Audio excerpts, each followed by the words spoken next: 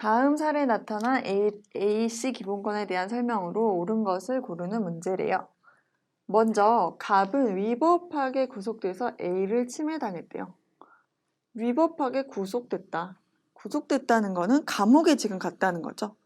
그런데 원래 감옥에 가는 건 범죄를 저지르거나 범죄를 저질렀다고 의심할 만한 어떤 상당한 사유가 있어야지만이 감옥에 갈 수가 있어요.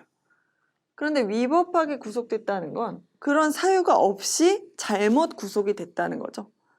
내가 원하지 않는데 지금 날 감옥에 가뒀어요. 별 이유도 없이. 그럼 나의 뭐가 침해된 거죠? 신체의 자유가 침해된 거죠.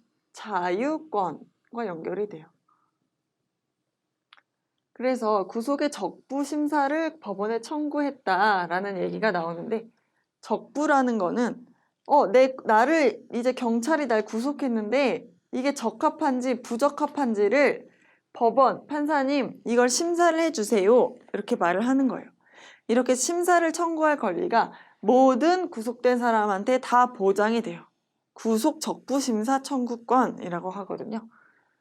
그래서 판사가 봐서 얘 잘못 구속했네? 이러면 바로 집에 보내줘요. 그런데 판사가 봤을 때 너 구속 잘 된 거 맞아 라고 하면 계속 감옥에 있어야 돼요. 이런 얘기예요.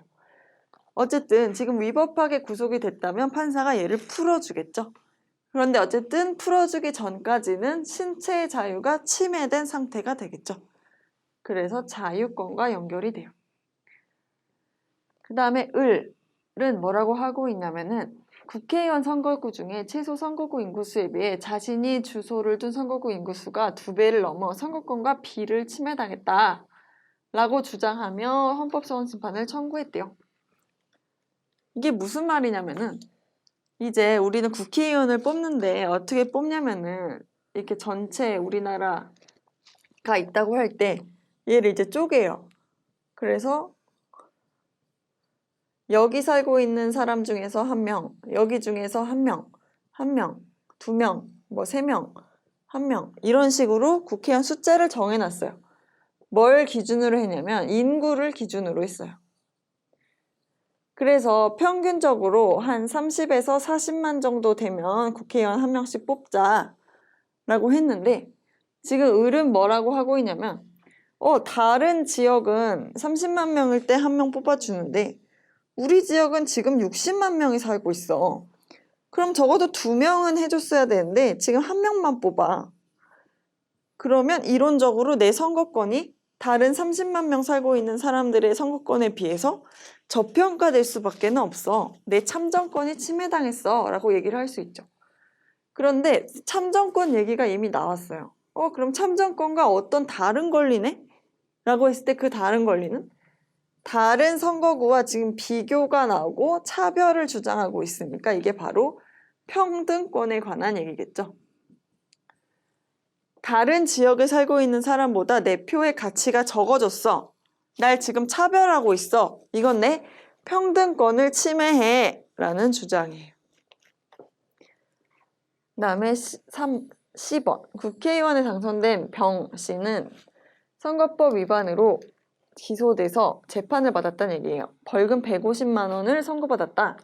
150만 원을 내라고 했다. 그래서 의원직을 상실하고 피선거권을 박탈당했다. 앞으로도 선거에 나오지 말게 됐다는 얘기죠. 그래서 C에 대한 제한을 피할 수 없게 됐다 라고 됐어요. 이게 바로 참정권이죠.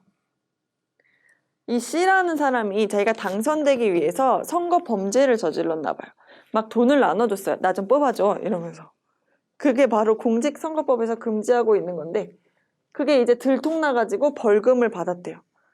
벌금 100만 원 이상 받게 되면 그래서 당선됐더라도 너 이제 국회의원 그만해 이렇게 되거든요. 그래서 나 국회의원도 못하게 되고 앞으로도 선거에 나올 수 없게 됐대요. 이게 바로 정치 참여에 이제 제한을 받게 된 상황이 된 거죠.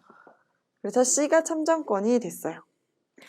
그래서 이렇게 특정을 해서 보기를 봐보면 1번 A는 국가 권력 강화를 통해 보장된다.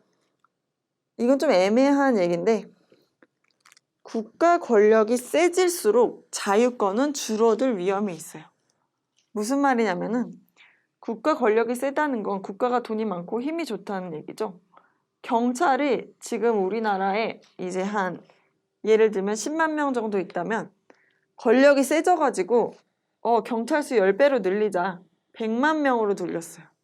그러면 이제 경찰이 늘어나면 안전하고 좋은 것 같지만 사실은 사람에 대한 감시도 더 많아진 거예요. 그래서 내가 사실은 전 같았으면 구속까지 안 됐을 텐데 경찰이 너무 많아져서 일을 너무 많이 하다 보니까 사소한 일로도 이제 막 잡혀 들어가는 거예요. 그러면 자유는 더 줄어드는 거죠. 개인의 자유는. 그래서 국가 권력과 개인의 자유는 조금 같이 가지 못하는 측면이 있어요. 그래서 이거는 틀렸어요. 2번. 차등 대우를 하더라도 합리적 근거가 있는 경우에는 평등권을 침해하는 경우는 아니다. 이건 참 어려운 개념인데 이건 맞는 말이에요. 뭐냐면은 우리가 이제 평등하게 모든 시민이 평등해야 된다라는 거는 모든 시민을 다 똑같이 형식적으로 똑같이 하자는 건 아니라는 거예요. 이를테면 우리가 지금 세금이 100억 원이 있어요. 100억이 있고 국민이 5천만 명이 있다고 했을 때 이 100억을 5천만 명에게 똑같이 얼마씩 나눠주자 라는 걸 추구하는 건 아니라는 거예요. 합리적 근거. 국민들이 5천만 명이 있더라도 다 사는 게 달라요. 사는 게 다를 때 지금 너무 힘들게 살고 있는 평균 이하 사람들이 있어요. 이 사람들에게 더 쓰자라는 거예요. 이게 바로 합리적 근거가 있는 차별이 되는 거죠. 근거가 있을 때는 차별을 오히려 해야 된다, 할 수 있다 라는 게 지금 우리나라가 추구하는 평등의 내용이에요. 실질적 평등이죠. 그렇기 때문에 2번을 다시 읽어보시면 맞는 얘기가 돼요. 3번. C는 국가 권력에 의한 간섭을 배제하는 방어적 성격의 권리다. 이건 자유권에 대한 얘기죠. 참정권은 국가 권력에 내가 더 참여를 하는 적극적 성격의 권리죠. 4번. 사회적 특수계급을 인정하지 않는 것은 B가 아닌 A를 보장하기 위한 것이다. 자유권을 보장하기 위한 게 아니라 B, 평등권을 보장하기 위한 거죠. 특수계급, 우리나라는 왕이나 귀족 이런 계급을 인정하지 않는 공화제의 나라죠. 그렇기 때문에 이건 평등권과 관련이 되는 얘기예요. 5번. 국회의원 선거에서 외국인의 참정권을 제한하는 것은 평등권을 침해한다. 라는 또 어려운 주제가 있는데 참정권이라는 건 기본적으로 우리나라 국민에게 보장되는 권리예요. 그렇기 때문에 외국인에게 이 참정권을 주지 않더라도 외국인의 평등권을 침해한다고 말하기는 좀 어려워요.